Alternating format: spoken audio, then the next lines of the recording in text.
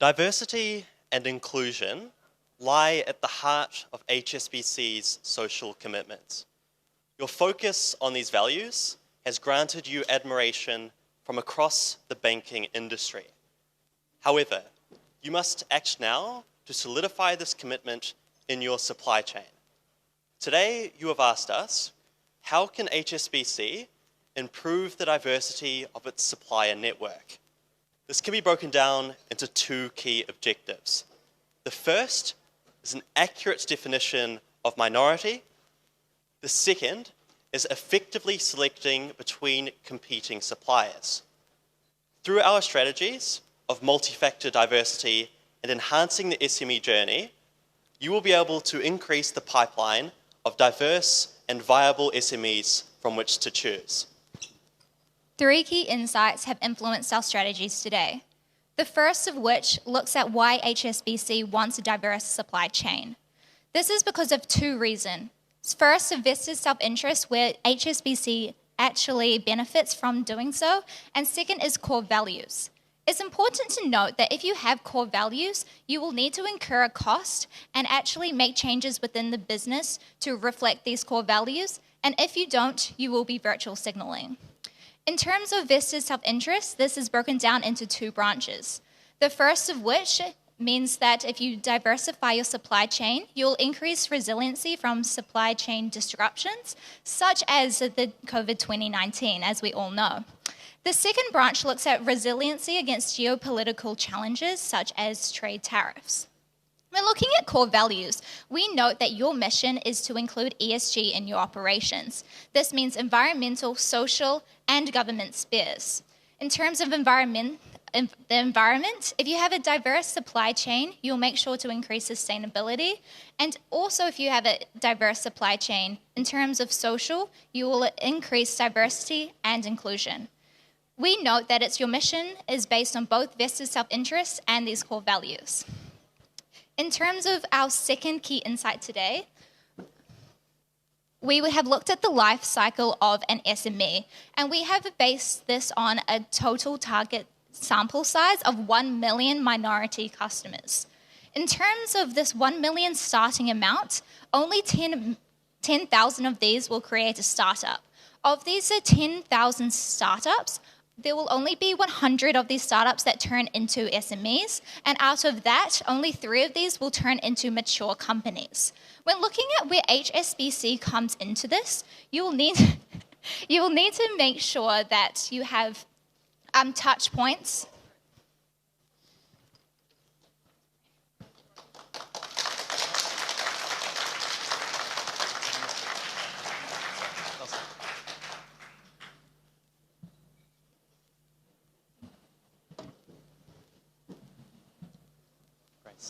Can you let them know? Okay, that's something.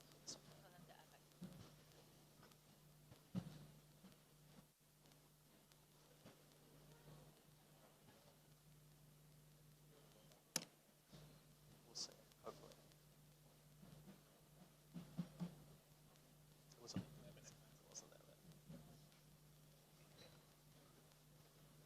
bad. You may now start your presentation. Carrying on, thank you for that. When looking at the life cycle of an SME compared to HSBC's initiatives with the supplier diversity journey, there are only a couple of touch points. Of these, you only have the information about your diversity supply information on your website and your portal. This means you have limited outreach initiatives for these diverse suppliers. Moving on to our third key insight today looks at your current process of defining diversity.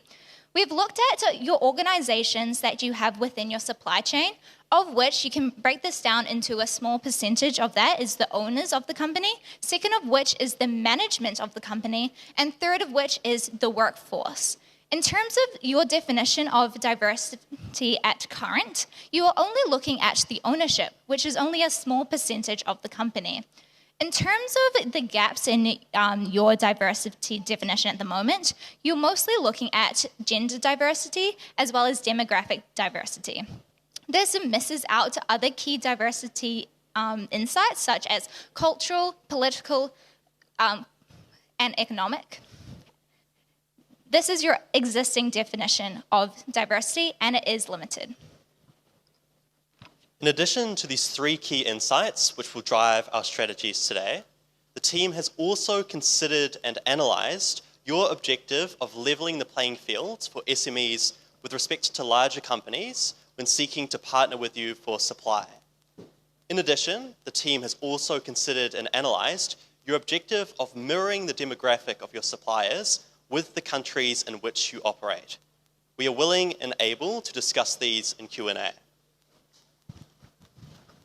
With these key insights in mind, we have 2 strategies to help alleviate said issues, that being multi-factor diversity and enhancing SME journey. Moving on to our first strategy of multi-factor diversity, what this looks like is simply just increasing the amount of factors when you are measuring diversity, and this has 3 prongs. Our first prong is a new evaluation framework that we are introducing. Secondly, assessing qualitative factors, doing a qualitative analysis on these factors, and then doing a quantitative analysis of these factors. The reason why you're doing this is simply you're able to get proper representation of underserved minorities that you do value. On to our second strategy of enhancing SME journey. What this looks like is simply increasing the pool of SMEs that are diverse and applicable to you.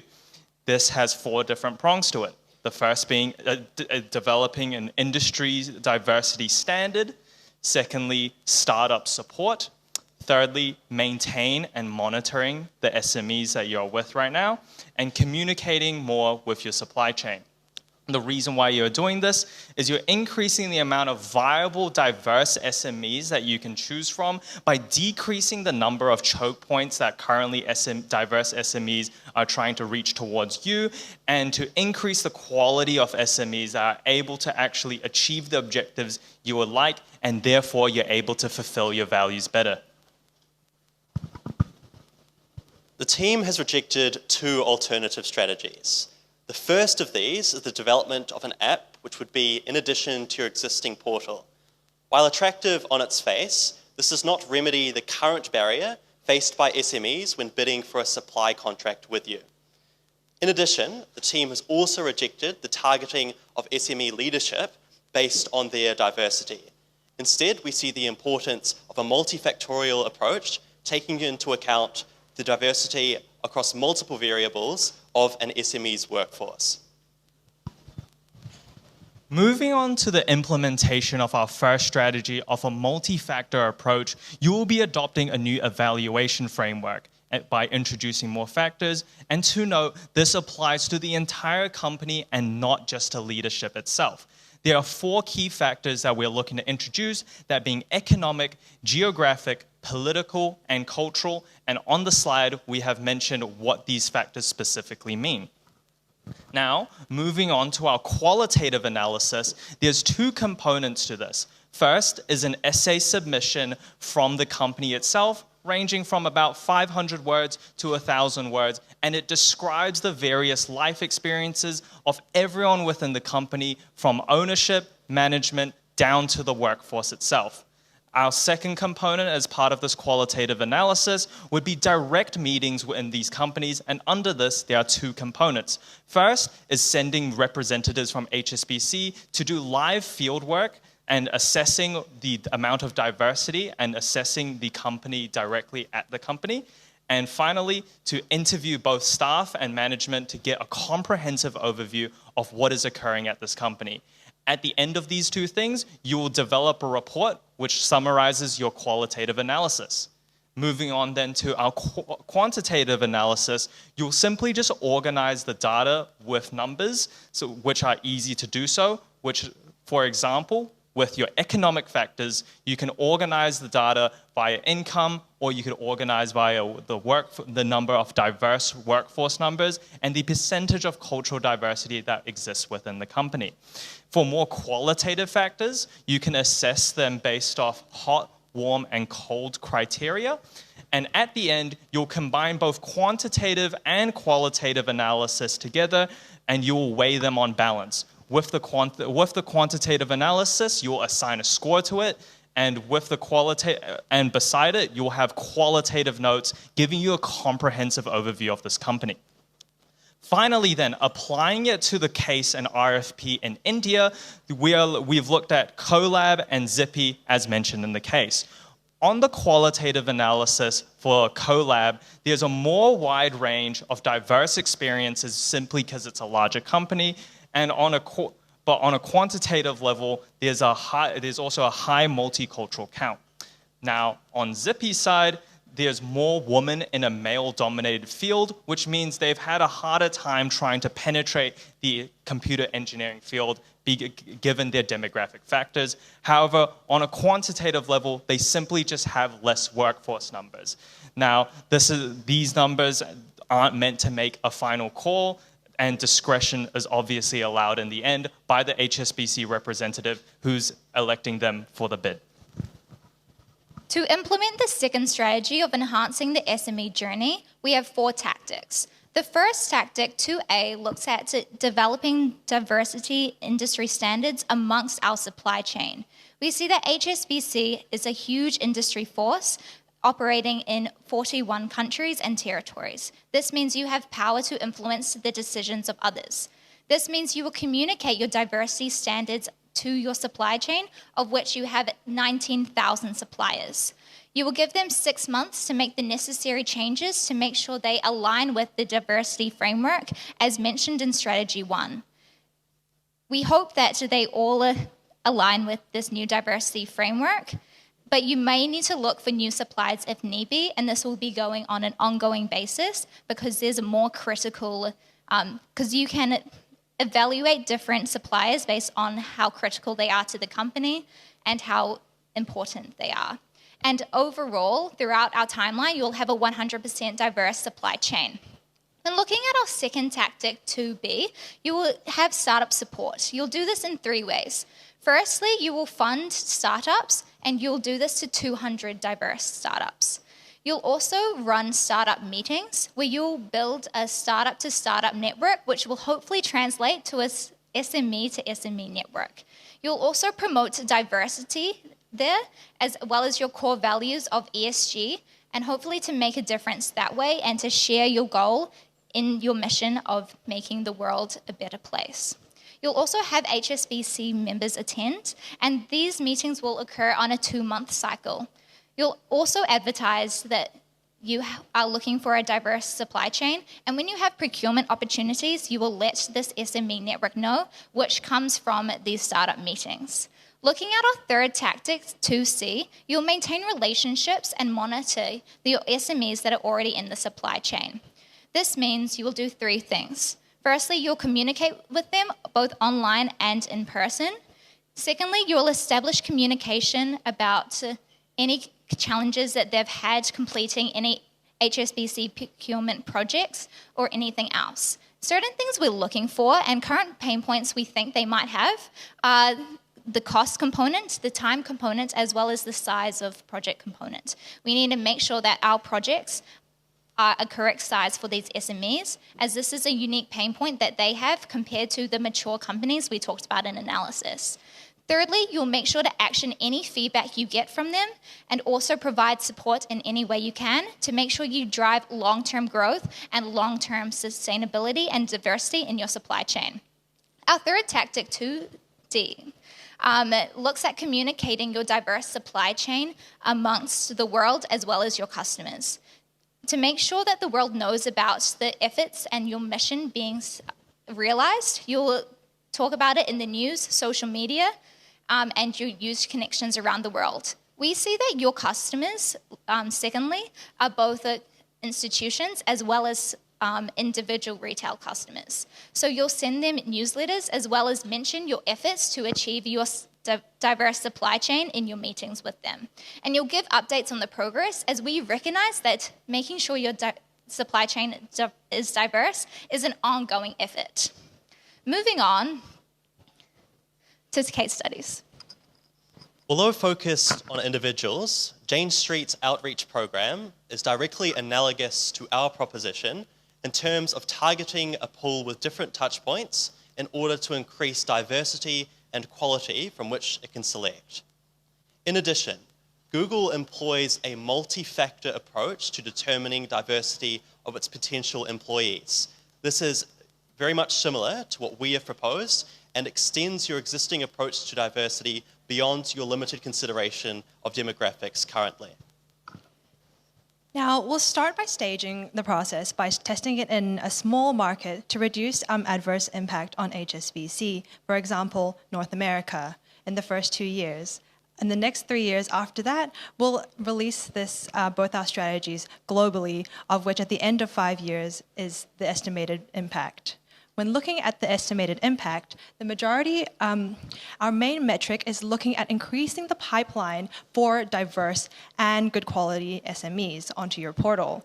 So the team has estimated the impact of this by starting with the amount of startups that turn into SMEs, and then looking at those who are both diverse and good quality.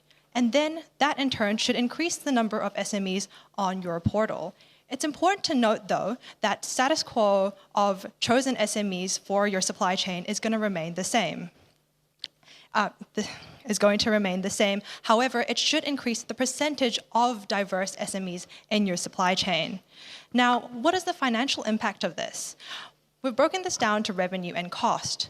You will inevitably incur a cost to maintain diversity as a core value. And we mentioned this in the beginning. Revenue, you'll see increase in revenue from entities that align with your core values. For example, people that are interested in diverse companies. This will result in a slight reduction to profit margin, but you can claim diversity as a core value. And as you mentioned in the case, there are additional benefits of a reliable and flexible supply chain. The team has estimated that this in total will cost about $10 million in USD. Of course, this is a flexible budget and we're trying to overestimate. This will be allocated $3 million to our first strategy of qualitative and quantitative data analysis, then $5 million USD to look for new suppliers in case they don't align with the diversity initiatives we have in place. Then $2 million USD to support new startups.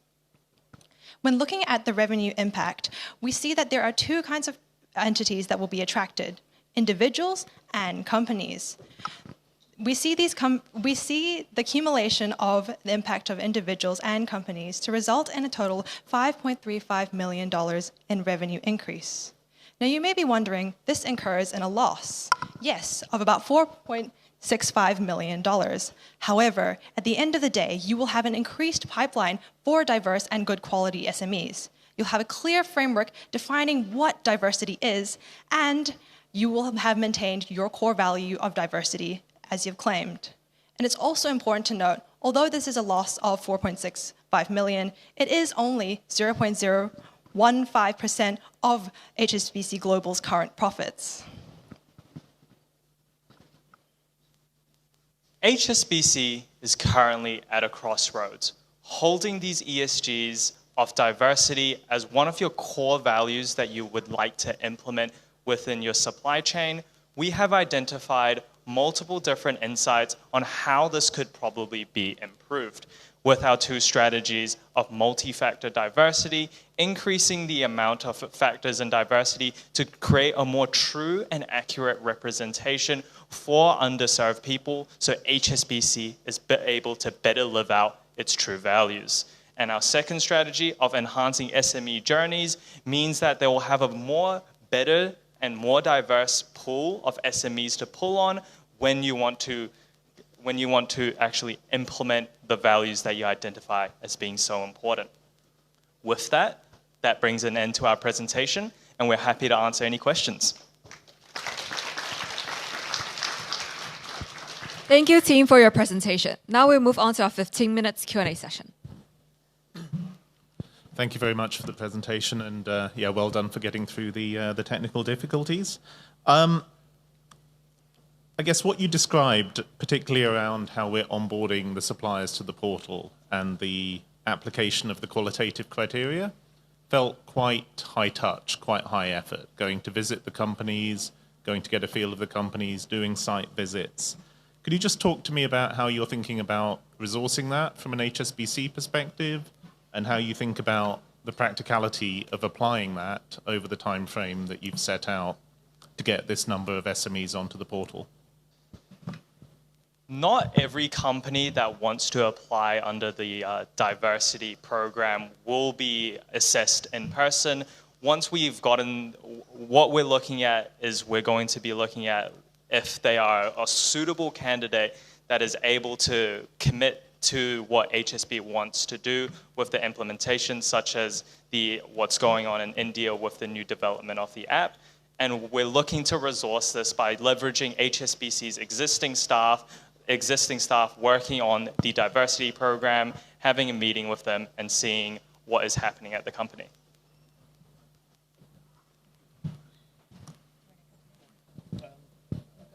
Yeah. Okay, so can you just... So I don't quite follow then. So we're talking about wanting to get an SME base onto the portal to enable them to have prominence, to enable them to essentially be pre-vetted against those criteria for future procurement processes. So how do we move from our current framework with its very limited criteria, as you have in the exhibits, to that end state where you've got the quantitative and qualitative criteria? How do we make that journey if we're not going to be onboarding the whole population onto the portal and enriching that data?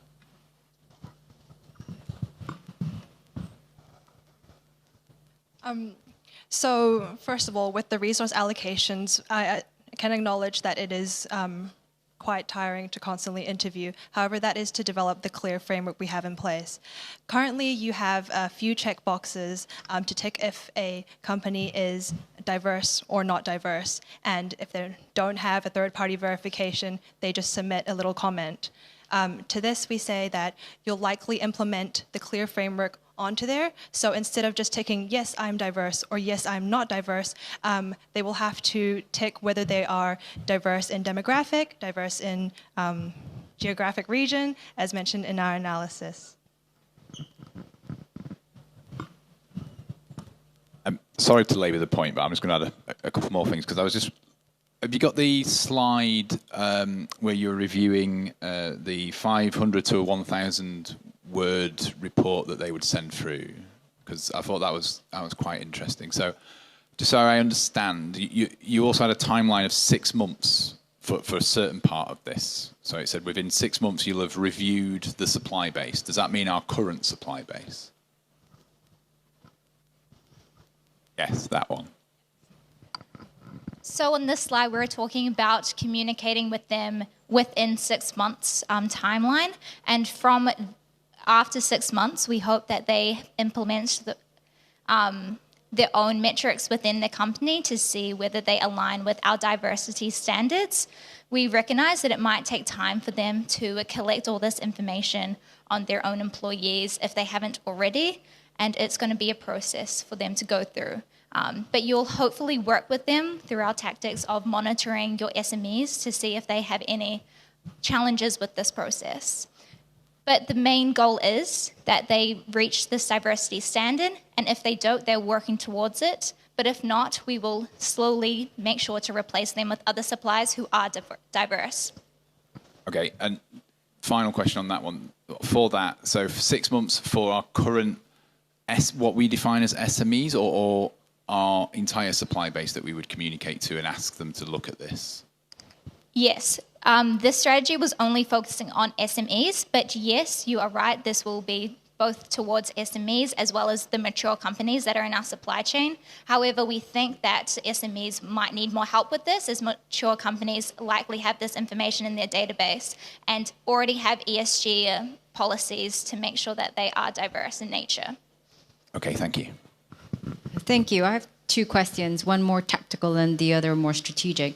Tactically, one of your qualifications or criteria, I recalled, I think there was, it was mentioned geographical, political, and culture on top of several others, including our own.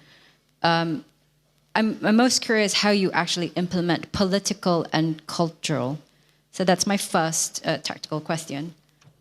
My broader question is, my takeaway is, I'm expecting a hit to 4.65 million, even though there's increased revenue. but I can claim diversity credentials. So can I understand where is the commercial viability and therefore sustainability of demonstrating diversity in our supply chain? I can address your first question. So on that, we see that you'll be applying these other characteristics such as cultural and political as part of the criterion to the SMEs which you will be reviewing. So at the moment, we have noted simply that it is that you simply look to demographic and look to a percentage of ownership. We seek instead to consider the diversity of the entire workforce and also a few other variables which we've noted. But can you give me examples of how political and cultural KPIs or metric that if I had to fill that form and I interview, what kind of questions are we asking? So I'm just trying to understand the practicality of it. Thanks. For example, with the cultural, we're looking at how multicultural the company is. So on the website or whatever form you fill out, you'll be describing the different ethnicities and different types of people that work at your company and so on. Thank you. That's clear. Thanks. Well, and to answer your second question about the economic viability of our strategy, you've mentioned in the case to us that having a diverse supply chain means you have a more reliable supply chain in case of adverse circumstances. We see that also as an added benefit and an economic benefit. However, the team has limited understanding to factor that into our actual revenue and cost analysis.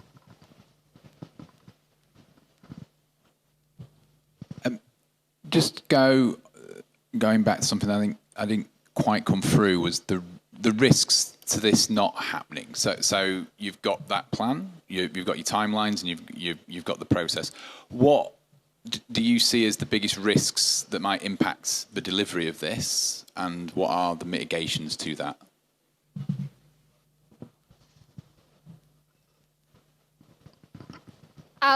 We can separate this versus the strategy. So for strategy 1, the biggest risk is not having enough resources within HSBC to conduct this qualitative analysis, as we understand that quantitative analysis is usually easier to get. However, we hope that through HSBC's large network of offices around the world, there will be people who can allocate some of their work time towards this. Otherwise, to mitigate this, we'll need to hire more people to undergo this. In terms of the second strategy, the biggest mitigation is a higher percentage of the companies within our supply chain aren't aligned with these diversity framework standards that we've set. And this is something that we will have to monitor, because if too many of our supply chain isn't reaching that, we might need to slowly ramp up the requirements for them. So instead of having this 100% achieving our diversity framework, we might need to decrease that to 50%, and then within 5 years, they should be at 100%. Otherwise, we'll speed up the rate of which we look at other companies to replace them in the supplier network. So 2 further questions. Just on your last comments. So that sounds like it's implying, at least in the fullness of time, a fairly zero-tolerance approach there. Can you think of any risks to or downsides to HSBC from applying that policy? And then secondly, you mentioned startup support to 200 companies to begin with. I didn't catch how that would work, how would the selection take place, and what would be the value proposition to them, what kind of support's being provided? To answer your first question about needing 100% of companies to be diverse within our supply chain, we are first going to implement this rollout within non-core business assets or non-core business supply chains, just so that the HSBC's core business of banking can still continue because it's your core function. And we are going to look at perhaps communicating with those businesses that refuse to cooperate on our core supply chain, on perhaps modifying that timeline, but ultimately in the end, by a certain deadline, that they will reach a diverse target.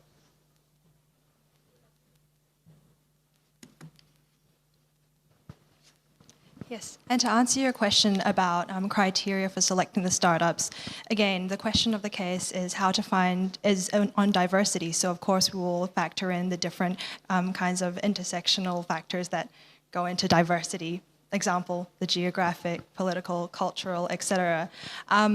Likely interviewing them and seeing if they truly are diverse and is it worth supporting them. Do they need the financial support that we're offering? And I'm sure there's more criteria, but these are the main two that the team has identified. We assume that these added metrics are on top of the regular ones on commerciality and everything. Can you kind of walk us through a little bit about your thinking around from the technical and the commerciality metrics that you would want them to measure up to, in addition to the qualitative and the added criteria that you've listed?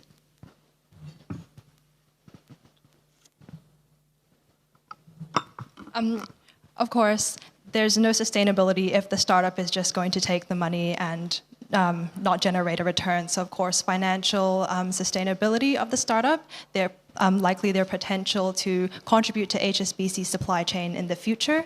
And yeah, I see those two as the main two economic factors.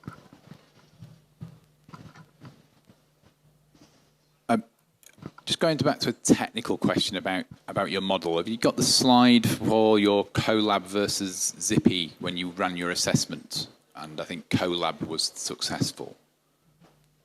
I just want to clarify if I was reading it correctly.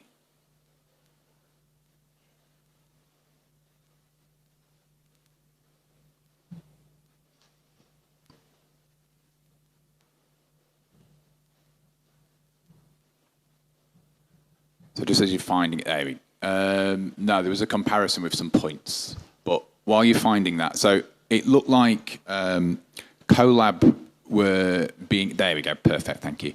So if I look at that, it looks like Colab's more successful in this, but there seems to be the main driver there is the fact that they've just got more people. Is that what you actually, is that the right answer in this context? It's definitely not the right answer in the context. It's just meant to give an indicative count of the, say, in this specific scenario, the amount of multiculturalness that exists within the company. As we've stated on the bottom, these numbers aren't meant to make the final call, the final decision by themselves. Rather, they're numbers that are meant to help the person deciding who's going to be let into our SME, who's going to be led into our supply chain. It's just a factor. Okay. I suppose, I'm not quite sure if it's a question or a comment, but if they're designed to help and yet we've just said that this is probably not the right answer, that might not help. It will help you in terms of assessing the amount of multiculturalness that exists within the company, but this then also has to be weighed up against the qualitative analysis that exists on Zippy's side too. So everything has to be weighed on balance. Okay, thank you.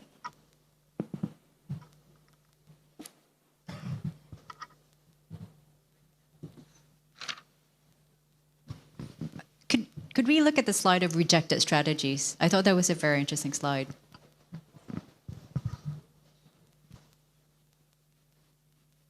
Thank you. Could you walk us through? So we're saying that the multi-factor diversity and enhancing SMC journeys, you believe are the right strategies because they all have ticks. Correct. Sorry, I'm stating a bit of the obvious. Sorry. Okay, could you walk us through a little bit about developing on the app and targeting SMEs and why you rejected them? Could you share a little bit more detail? Thank you. Sure. So the team has identified that accessibility to the portal isn't the main barrier to the diversity and quality of the SMEs which are available to you. Instead, the levers which we have suggested are the ones to pull. Also, with targeting SME leadership, we've placed the emphasis... Thank you for your presentation, and you may now leave the stage.